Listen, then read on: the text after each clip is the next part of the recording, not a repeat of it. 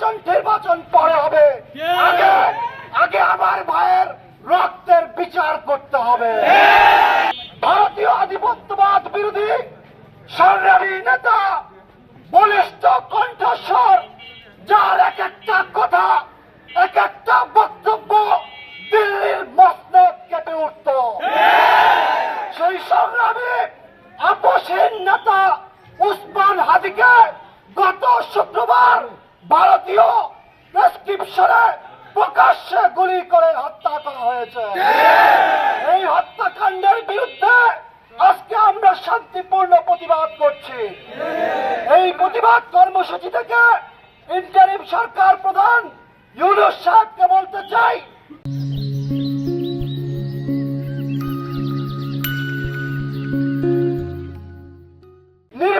নির্বাচন পরে হবে।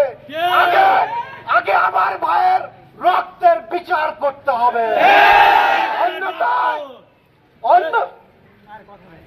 অন্যথায় এদেশে কোন নির্বাচন আমরা দেখতে চাই না। আগে হাদি হত্যার বিচার হবে, এরপর অন্য কিছু। আর যদি এই হত্যাকাণ্ড নিয়ে আপনি কোন ধরনের করেন, আবার এই জুলাই যোদ্ধারা বিপ্লবী ছাত্র সমাজ আরেকটি গণঅভ্যুত্থান করে তুলবে ইনশাআল্লাহ। তারা জানেন কয়েকদিন আগে ভারতীয় আধিপত্যের বিরুদ্ধে কথা বলায় ওসমান হাদিকে হত্যা করা হয়েছে। বাংলাদেশে কেউ যদি ভারতের আধিপত্যের বিরুদ্ধে কথা বলে, ভারতের দখলদারিত্বের বিরুদ্ধে কথা বলে, তাহলে ভারত তাকে টার্গেট করে। সেই ভারতের আধিপত্যের সাথে ভারতের সাথে সম্পৃক্ত হয়েছে ফ্যাসিস্ট হাসিনা, এবং ফ্যাসিস্ট হাসিনার দূষররা ভারতের নীল নকশায় বাংলাদেশে কিলিং মিশনে নেমেছে। আমরা যারা বিপ্লবীরা আছি, আমরা যারা দেশের ভূখণ্ড নিয়ে ভাবি, আমরা যারা দেশের সার্বভৌমত্ব নিয়ে ভাবি, আমাদের সবার জীবন সংখ্যায় আমরা সবাই হাদি হব। আর কয়জনকে ভারত হত্যা করতে পারবে, আর কয়জনকে ফ্যাসিস্ট হাসিনা হত্যা করতে পারবে? আমরা বুকের তাজা রক্ত বাংলাদেশের রাজপথে ঢেলে দিব। এই ভারতীয় আধিপত্য বাংলাদেশে দুমড়ে মুচড়ে শেষ করে দিতে হবে।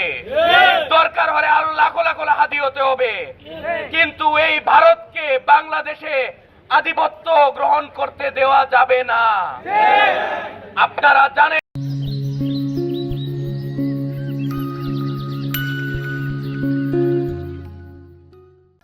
আমি ইন্টারিম সরকারের কাছে প্রশ্ন রাখতে চাই, বাংলাদেশের দানবীয় সরকারকে গুটিচ্যুত করে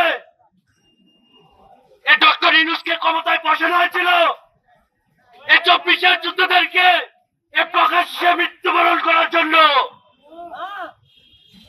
আমি ভাবতে অবাক লাগে, আপনারা কাকে প্রটোকল দিচ্ছেন। আবার ভাবতে অবাক লাগে, আবার যখন ধরে নেওয়া হয় তাদেরকে কোর্ট থেকে জামিন দেওয়া হচ্ছে। এর পিছনে কারা জড়িত? ইন্টারিম সরকার, আপনার দায়িত্ব শুধু একটা নির্বাচনের জন্য না। স্বরাষ্ট্র উপদেষ্টাকে বলতে চাই, আপনার দায়িত্ব ছিল না কার কত বেতন, কে কত টাকা সঞ্চয় করছে, সেই দায়িত্ব না।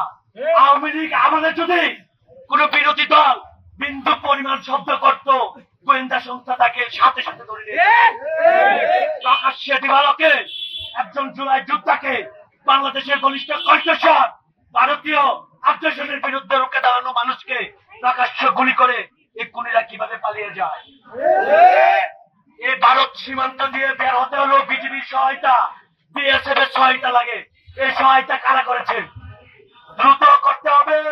ইভেন এখান থেকে নেত্রকোনা থেকে হুঁশিয়ারি দিচ্ছি, বাংলাদেশে আজ থেকে ভারতীয় যত এজেন্সি আছে, ভারতীয় যত নাগরিক আছে, 24 ঘন্টার ভিতরে বাংলাদেশ থেকে তাদেরকে বিতাড়িত করতে হবে।